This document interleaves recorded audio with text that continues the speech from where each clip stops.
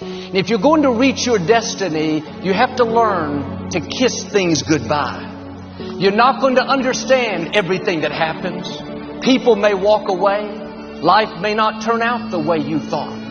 It's easy to get bitter, hold a grudge, lose your passion. Well, do like Naomi. Kiss the bitterness goodbye. Kiss the person that left you goodbye. Kiss the dream that didn't work out goodbye. God wouldn't have allowed it to happen if He didn't have something better up in front of you. But sometimes God will close the door. He'll move people out of your life. There are people and opportunities that were ordained for your past that are not ordained for your future.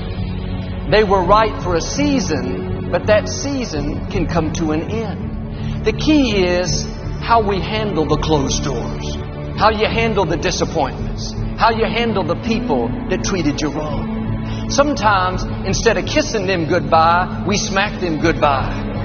Good riddance. I didn't like you in the first place. Don't let the door hit you on the way out. Naomi could have turned away angry. Thought, I'm not going to kiss you, Orpah. Some friend you are. That would have kept her from the new things God had in store. She moved back to Bethlehem with her daughter-in-law, Ruth. Ruth married Boaz, a wealthy man that owned all the land. They had a baby. Naomi took care of their son like he was her own. After all she had been through, all the broken dreams, all the loss, while holding the little baby, Naomi said in effect, I never dreamed I could be this happy, this fulfilled. Her latter days were better than her former days. God knows how to give you beauty for ashes. He knows how to turn mourning into dancing.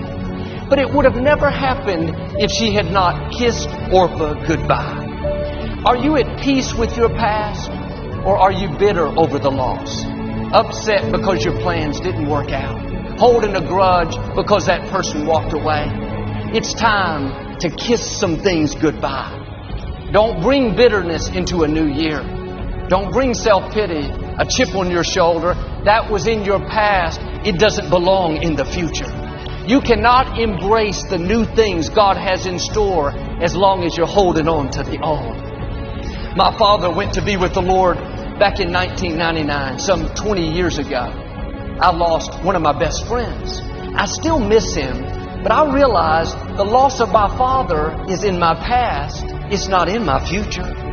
If I would have brought all the hurt, the questions, the self-pity, I wouldn't be where I am. You won't have the strength to move forward if you're weeping over what's behind. It takes a lot of energy to think about the past, relive the hurts, wonder why it didn't work out. That person you lost, if they were supposed to be here, they would still be here. If somebody left you, I say it respectfully, you don't need them. If it didn't work out the way you had planned, it wasn't supposed to. God's ways are not our ways. Will you trust Him when it doesn't make sense?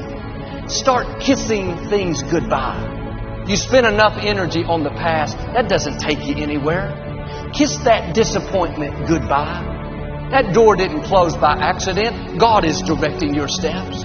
It was either not the right time or because He has something better.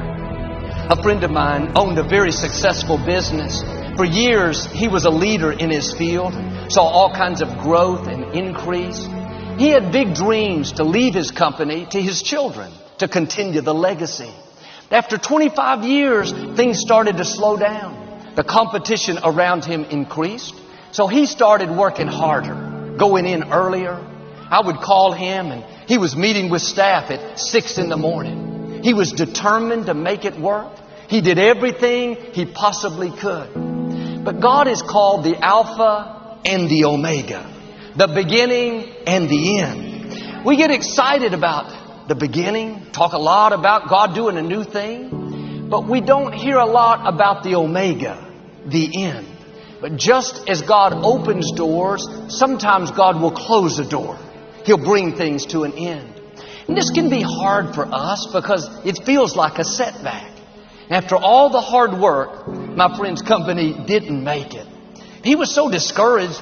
For several months, he would hardly talk on the phone. He told me how he felt like a failure. He had all these plans, but it didn't work out the way he thought. And I told him what I'm telling you. The best thing you can do is just kiss it goodbye. Don't bring a failure from yesterday into today. If one dream dies, get back up and dream another dream. He got his passion back and went out and started a consulting business. All kinds of doors began to open. Today he has more clients, more influence, more opportunities than he's ever had. His new company is many times more successful than his own. When life doesn't turn out the way you thought, remind yourself God is still in control.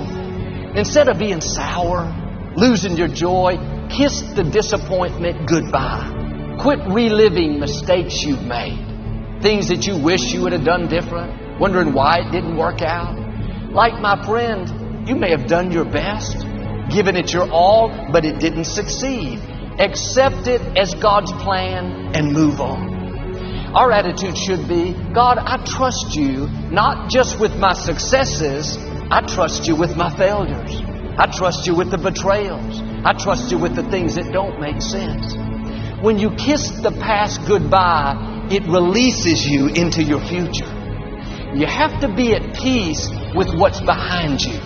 It's not enough to just move forward, angry, bitter, mad at God. That's why Naomi kissed Orpah. It was symbolizing, this is painful, I don't like it, I feel betrayed, but I'm at peace. It takes maturity to kiss things that don't feel good. This is what the prophet Samuel had to do. He spent years mentoring a young man named Saul. He took him under his wing and he trained him to become the next king of Israel. You can imagine how proud Samuel was when he saw this young man now grown and leading the Israelites. Everyone looked up to King Saul. He was tall and handsome. He looked like a king. But over time, Saul got off course. He made poor decisions. He eventually lost the throne. Samuel was so disappointed. He thought, God, I put all this time and energy into him. I've invested my life and it seems like it was all a big waste. You would think God would say, I understand, Samuel. Too bad, it didn't work out. But God didn't let him feel sorry for himself. He said, Samuel, how long are you going to mourn over Saul? God is asking us, how long are you going to mourn over what you've lost? How long are you going to be discouraged over who hurt you and what you didn't get and the boss that wasn't fair? I don't believe in giving people the right to feel sorry for themselves. Not because they don't have a good reason. Some people have gone through things that nobody should have to go through. But I've learned if you stay in self-pity with a chip on your shoulder, thinking you have a reason to live defeated, you will never see the vindication, the restoration, the promotion, the favor that belongs to you. God wants to pay you back for what was unfair. Don't sit around in self-pity. Kiss the bad break goodbye. Kiss the unfair childhood goodbye. Kiss that injustice goodbye.